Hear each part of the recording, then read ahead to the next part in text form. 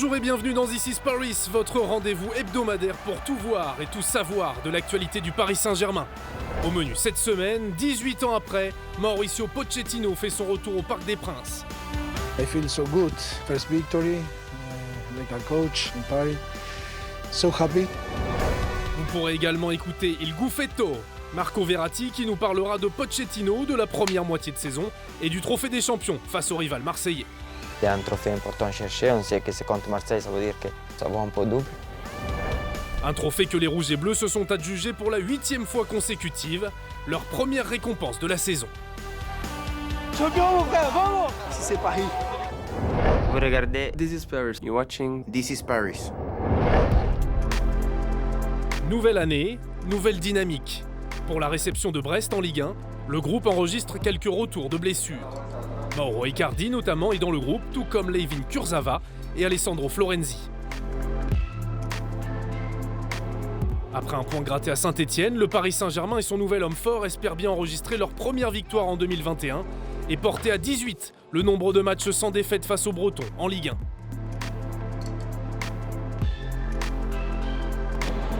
1. Neymar toujours absent, Moïse Kean est aligné en pointe, aux côtés de Mbappé et Di Maria. Pour sa première au parc, 18 ans après son dernier match en tant que capitaine, Mauricio Pochettino est prêt et déterminé à mener Paris vers la victoire. On doit adapter à toutes les choses qu'il nous dit. Et bien, l'important pour aujourd'hui, c'est d'intégrer toutes les idées du coach et évidemment pour réussir la victoire. Les Brestois ont pour coutume de ne pas fermer le jeu. Les hommes d'Olivier Dalloglio, fidèles à leurs valeurs. 5e minute, le premier Parisien à s'illustrer s'appelle Keylor Navas. Le gardien repousse la tentative de Romain Fèvre. Déjà 5 tirs en 10 minutes, le match est ouvert. Et finalement, un quart d'heure suffit pour voir Moïse Kean ouvrir le score en bon renard des surfaces. Sur ce corner repris de la tête par Marquinhos, l'Italien suit parfaitement et signe son 9e but en 13 rencontres. Paris contrôle le ballon et prend confiance. Juste avant la demi-heure de jeu, Idrissa Gueye tente sa chance. La trajectoire flottante est tout près de tromper l'Arseneur. Avec plus de 70% de possession, Paris maîtrise et mène à la pause. Seule inquiétude, le coup reçu par Kylian Mbappé. Plus de peur que de mal, l'international français se montre tranchant au retour des vestiaires. 50e minute, il s'infiltre et sème la panique dans la défense rouge et blanche, mais l'Arseneur retarde encore l'échéance. Pochettino décide alors de lancer Sarabia à la place de Gueye. On doit faire un bloc défensivement, surtout. Et c'est vrai qu'il me dit cette chose et j'essaie de faire toutes les choses qu'il me dit. Brest et Romain Fèvre remettent ça à nouveau dans la minute qui suit, mais Navas est une nouvelle fois décisif. L'heure de jeu approche, le moment d'accélérer pour le PSG. Après Sarabia, Mauro Icardi entre sur le pré. Mais l'Arseneur va permettre à Brest, pourtant largement dominé, de continuer à espérer. Il gagne son premier face-à-face avec le numéro 9. Acculés, les Bretons vont finalement craquer dans les 10 dernières minutes sur un nouvel exploit de Kylian Mbappé. Mauro Icardi soigne son retour et signe le but du break à la 81e minute.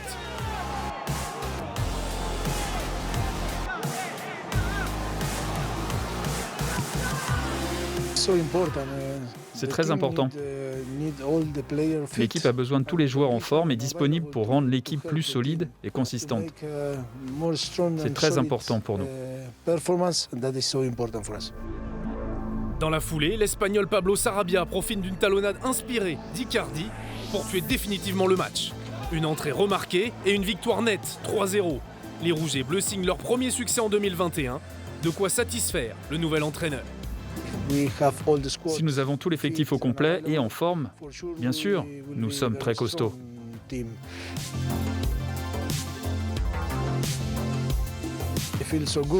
C'est un bon sentiment, une première victoire en tant qu'entraîneur à Paris. Je suis très content et satisfait.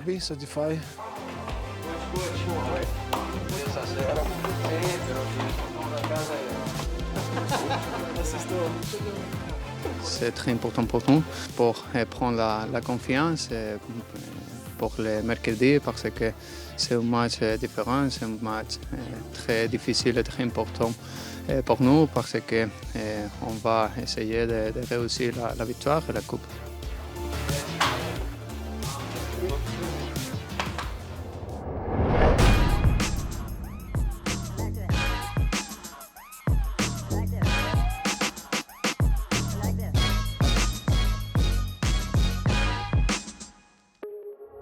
Tripi Makonda, ancien joueur du Paris Saint-Germain entre 2008 et 2011.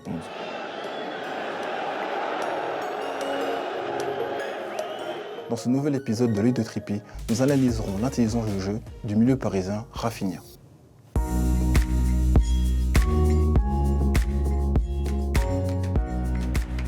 Sur la première séquence, ce qui est intéressant, c'est la capacité de Raphinha à combiner avec ses coéquipiers alors qu'il ne dispute que son 5e match de Ligue 1. Il anticipe la passe vers Keane et propose un soutien à l'Italien. Et là, on voit la classe du joueur. Il élimine 2 joueurs sur son contrôle avant de retrouver Di Maria aux abords de la surface. Là, nous voyons la capacité de Raphinha à être toujours en mouvement et trouver des espaces libres. Suite au 1-2, il a encore la lucidité de voir Sarabia seul au 2e poteau.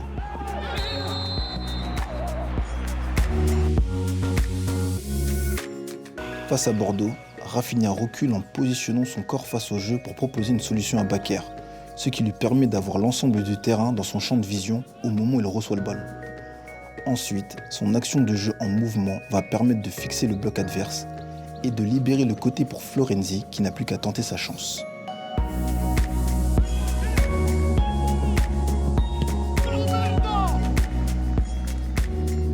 Dernière séquence face à Montpellier.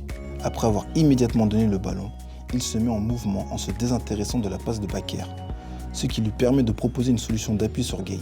Et là, c'est la lecture de jeu qui va une nouvelle fois faire la différence.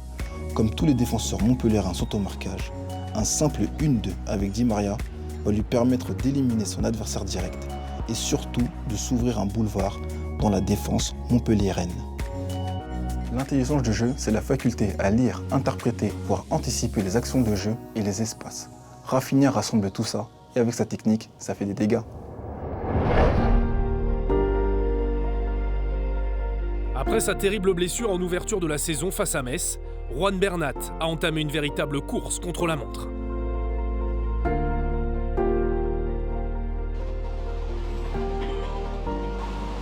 Bonjour. Bonjour. Ça va? Ça va? Bien? Ça va. Et toi? Bien, bien.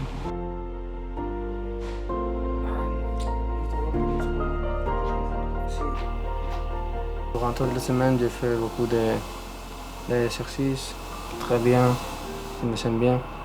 Mais aujourd'hui, un peu de réaction, je pense. Mais bien, je suis content. L'Espagnol peut compter sur le soutien des kinés du club pour mettre toutes les chances de son côté et bien sûr, sur un moral en acier. Tu es un garçon bien, tu vas vite revenir. Il a le bon état d'esprit. D'abord, c'est la tête qui décide et ensuite le corps qui suit. Avec cet état d'esprit, ce sera plus facile pour lui pour revenir.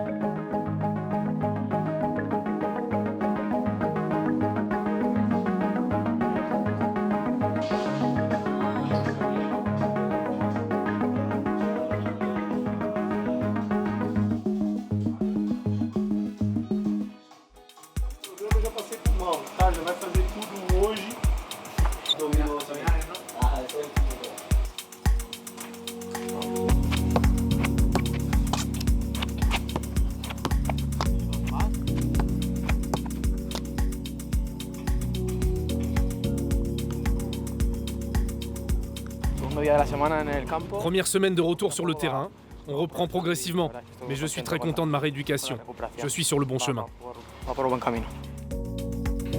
Nouvelle année, nouveaux espoirs. La résolution de Juan Bernat ? Retrouver le plus vite possible la pleine possession de ses moyens.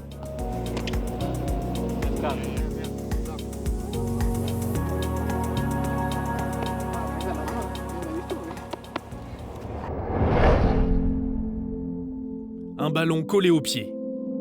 Je m'appelle Saliou et j'ai 10 ans. Le maillot de son club sur le dos et des rêves plein la tête. Né au Sénégal, arrivé en France il y a 2 ans, après avoir grandi en Italie, Saliou, élève de CM2, est logé par l'association Emmaüs dans une chambre de 20 mètres carrés à Paris avec sa mère et ses 3 sœurs. Son histoire a touché Marco Verratti et la Fondation PSG qui intervient auprès d'enfants dans des programmes éducatifs. Alors à quelques jours de Noël, l'international italien a décidé de lui faire une surprise. Bonjour Sayo, je sais que tu es un grand fan de Paris Saint-Germain et pour ça avec la Fondation Paris Saint-Germain on a décidé de te faire un joli cadeau pour Noël. C'est celui-là d'assister demain à notre match au Parc des Princes.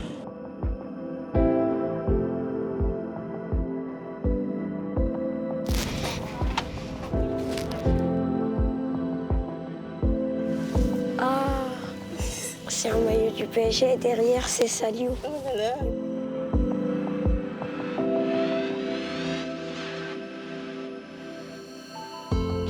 Incroyable. J'ai envie de rentrer. C'est beau. Come stai? Bene. Tutto bene? Sì. Ti va ad andare a vedere il campo? Eh? Vediamo il campo insieme? Sì. Eh? Sì. Andiamo a vedere, va.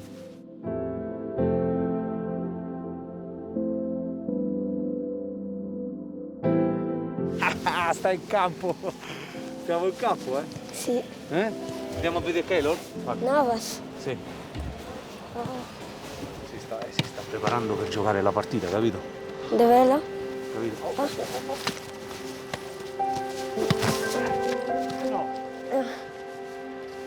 Grande!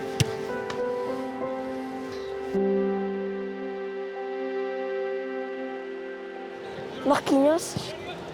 Di Maria. Verratti, je crois. Mbappé. Ça va? Bien? Oui. Tranquillement? Oui, ça va. Allez, on se voit après le match? Oui. Allez, bisous. Merci.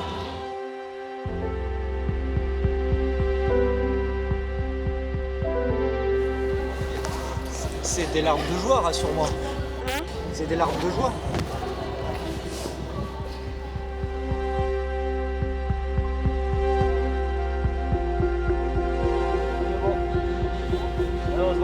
Tu penses qu'il y aura combien à la fin?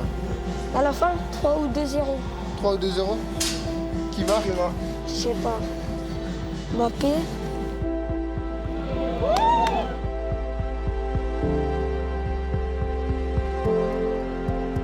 C'est Kylian?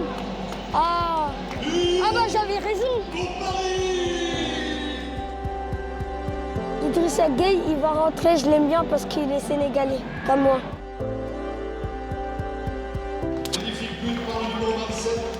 Idrissa Gueye.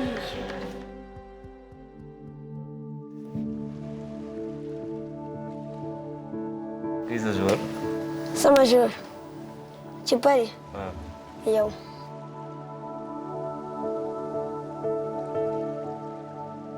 Salut! Salut. Comment ça va? Bien. Tranquille? Oui, tranquille. C'était bien le match? Ah ouais, on a gagné, hein. Oui. C'est pour toi on a gagné. Ah, T'es le seul supporter du stade. J'ai un cadeau pour toi. merci beaucoup. Ça va. T'as aimé le match? Qu'est-ce que t'as aimé? Bah, les buts, les actions, les dribbles.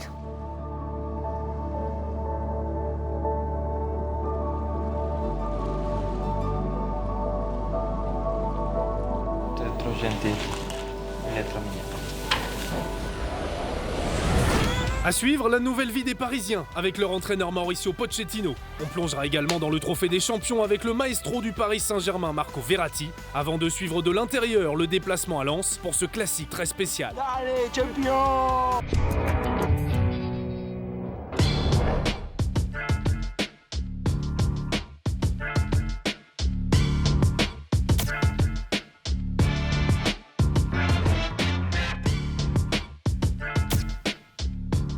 Je pense que tous les coachs sont en façon différente de préparer un match, d'entraîner. C'est pour ça qu'on change un peu tout. On change la façon de faire l'entraînement, on change les petits horaires, on change tout. Mais on sait, le coach est très intelligent, il était un ex-joueur, il sait que c'est très difficile de changer tout en semaine. C'est pour ça qu'on essaie de mettre des choses petit à petit pour qu'à la fin, dans le terrain, on reste concentré, qu'on n'ait pas la tête plein de choses. C'est pour ça qu'il est très intelligent pour ça, il est très à disposition, il écoute aussi beaucoup nos joueurs. Il faut aussi qu'on est intelligent pour comprendre vite ce que le coach veut. Parce que c'est pas comme si un coach vient en juin, qu'on a les 3-4 semaines pour préparer les matchs. Là, ça a commencé tout de suite. C'est pour ça qu'il faut être vraiment très concentré aussi nous quand on vient ici à l'entraînement, d'apprendre tout de suite ce qu'il veut. Et c'est un coach qui est très exigeant aussi. Il veut toujours le maximum. Il veut qu'on ait une attitude positive. Et après, ça c'est la première des choses. Il ne faut pas qu'il nous manque l'attitude, qu'il nous manque l'envie de faire tout à 100%. Et je pense que doucement, on arrive à se connaître toujours mieux et on arriverait à voir plus l'équipe de Pochettino.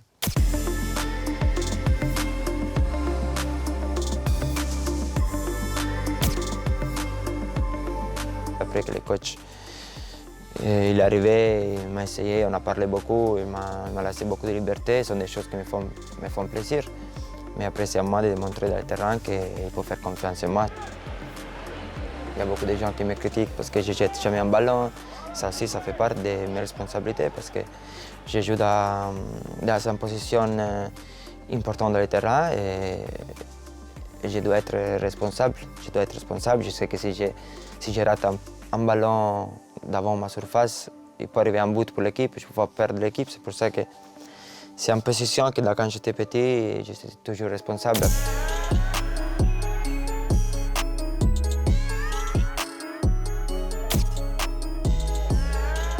Il faut être réaliste. On sait qu'on est deuxième maintenant, qu'il faut gagner tous les matchs parce que là maintenant ça dépend plus de nous.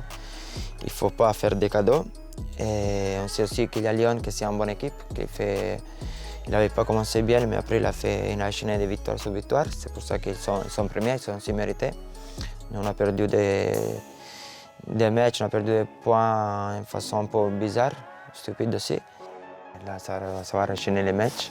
Là, on se sent mieux et je pense que vers la fin de janvier, surtout moitié février, ça va être des mois décisifs et là, il faut être vraiment au top. Je me sens très bien, j'arrive à récupérer vite. C'est pour ça que ce n'est pas un problème de tous les 3 jours. Je me sens bien et je suis content.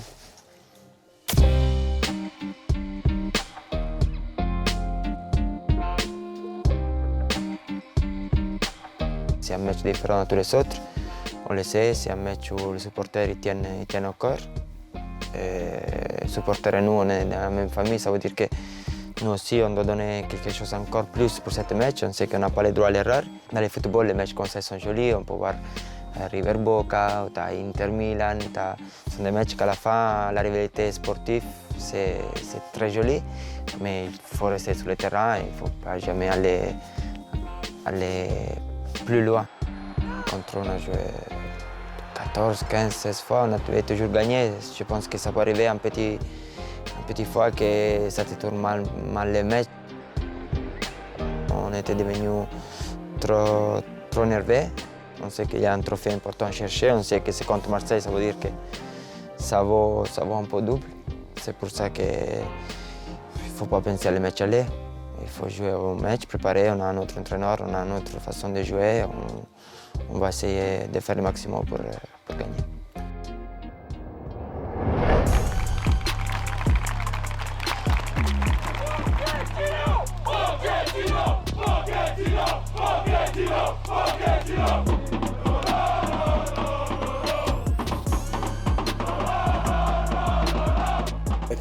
Que ce soit les joueurs, le staff, tous les membres de la famille, du club, nous ont accueillis à bras ouverts. C'est facile de travailler ici. Oui, nous sommes très contents et fiers d'appartenir à la famille Paris Saint-Germain.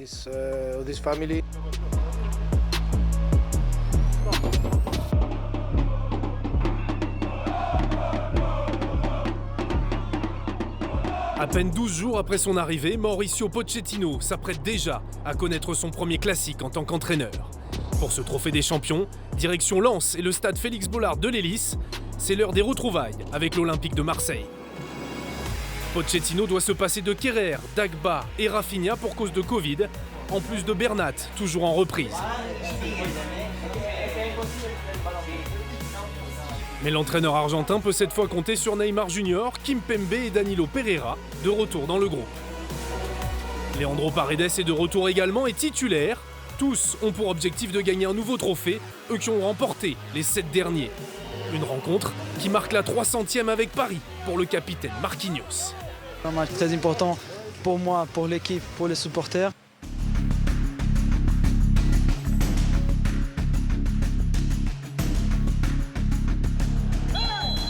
Les Parisiens prennent les choses en main en première période et mettent sous pression la défense olympienne.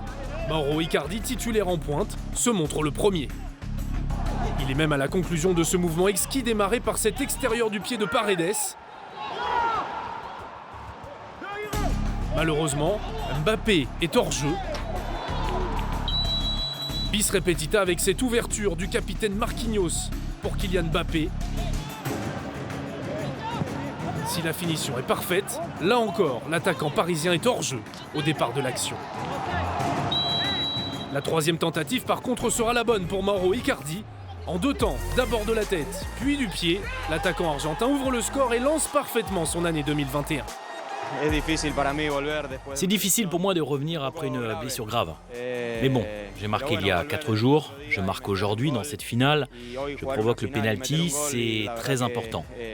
Je me sens bien, j'essaie de revenir le mieux possible de cette blessure, mais petit à petit, avec beaucoup d'entraînement et de temps de jeu, je reviens à un bon niveau. Icardi et Paris sont survoltés.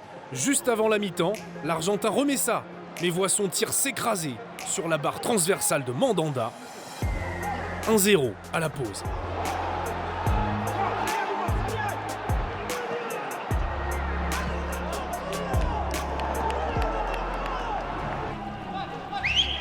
Changement de ton en seconde période. L'OM tente de revenir dans la partie. Mais Florian Thauvin ou encore Tchaleta Tsar, un peu plus tard, vont buter sur un Keylor Navas impérial. De quoi pousser Marquinhos à bouger un peu plus ses partenaires. Quand l'équipe a des difficultés, des fois il y a besoin de quelqu'un pour faire des instructions sur le terrain, ou sinon voilà, crier un peu et élever le moral de l'équipe. J'essaye de sentir le match, de voir ce que l'équipe a besoin et voilà, j'essaye de faire mon maximum. Paris repart ainsi de l'avant et Icardi, encore lui, va semer la zizanie dans la défense marseillaise. Cette fois, Pelé, entré à la mi-temps, commet la faute et offre un penalty pour le retour de Neymar Junior à la compétition. Le Brésilien ne tremble pas et s'offre le but du break en prenant à contre-pied Pelé. 9e but de la saison pour Neymar, le premier en 2021.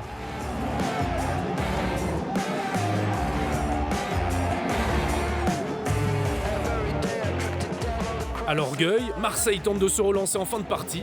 Dimitri Payet jaillit au premier poteau et réduit l'écart au tableau d'affichage.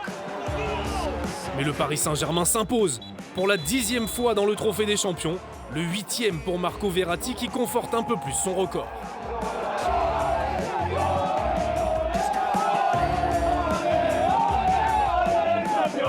Mauricio Pochettino n'aura pas attendu longtemps pour gagner un trophée. C'est tellement important d'avoir toute l'équipe en forme et disponible pour élever le niveau et pour être plus compétitif. Si vous voulez vous battre pour réaliser de grandes choses, c'est obligatoire d'avoir tout le monde en forme. Champion mon frère, vamos! Allez, champion! C'est Paris. C'est toujours important de gagner des titres. C'est pour ça que je suis venu ici l'an dernier, pour gagner la Ligue 1, la Coupe de France, la Coupe de la Ligue. Cela fait un trophée de plus.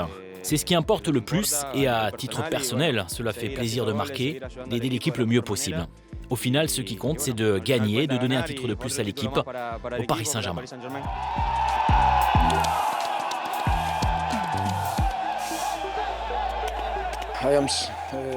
Je suis très fier. Je me sens très heureux. Je suis allé féliciter les joueurs et leur dire merci.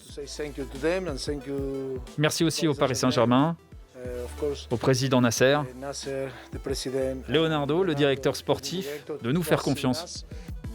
Je suis très heureux. C'est une soirée spéciale pour nous de battre cet adversaire et bien sûr de soulever le trophée. Ouais, c'est vrai. C'est un plaisir toujours de gagner des trophées ici, surtout contre notre rival. Peu importe le trophée. Nous, on est venus ici pour marquer l'histoire. Et voilà, c'est une nouvelle étape pour nous, avec un nouveau coach, une nouvelle philosophie, et des bons objectifs à aller chercher cette saison. Et voilà, je suis content, on progresse, le système de jeu il évolue bien et je pense que voilà, dans l'ensemble on a fait un très bon match aujourd'hui et on a mérité ce trophée.